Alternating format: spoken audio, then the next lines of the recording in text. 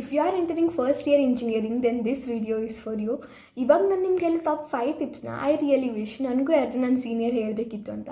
But don't worry, ನಾನು ನಿಮ್ಗೆ ಹೇಳ್ತಿದ್ದೀನಿ. ಸೊ ಫಸ್ಟ್ ಥಿಂಗ್ ಬಂದುಬಿಟ್ಟು ಫೋಕಸ್ ಆನ್ ಯುವರ್ ಅಕಾಡೆಮಿಕ್ಸ್. ನೋಡಿ, ಆನ್ ಕ್ಯಾಂಪಸ್ ಪ್ಲೇಸ್ಮೆಂಟ್ ಅಂತ ಬಂದಾಗ ಸ್ಕಿಲ್ಸ್ ಎಷ್ಟು ಮ್ಯಾಟರ್ ಆಗುತ್ತೋ ಅಷ್ಟೇ ಮ್ಯಾಟರ್ ಆಗುತ್ತೆ ನಿಮ್ಮ CGPA.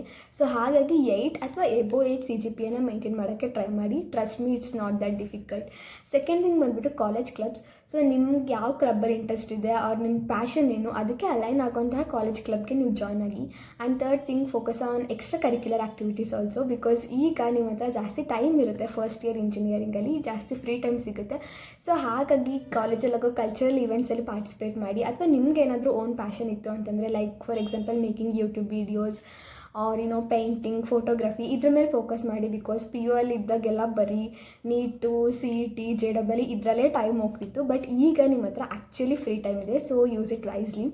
ಆ್ಯಂಡ್ ನೆಕ್ಸ್ಟ್ ಥಿಂಗ್ ಬಂದುಬಿಟ್ಟು, ನೀವೇನಾದರೂ ಬಯಾಲಜಿ ಬ್ಯಾಕ್ಗ್ರೌಂಡಿಂದ ಬಂದಿದ್ದೀರಾ ಅಂತಂದರೆ ಹೇಗಿದ್ದರೂ ಇನ್ನೂ ಕೌನ್ಸಿಲಿಂಗ್ ನಡೀತಾ ಇದೆ. ಸೊ ನಿಮ್ಮ ಹತ್ರ ಇನ್ನೂ ತುಂಬ ಟೈಮ್ ಇದೆ.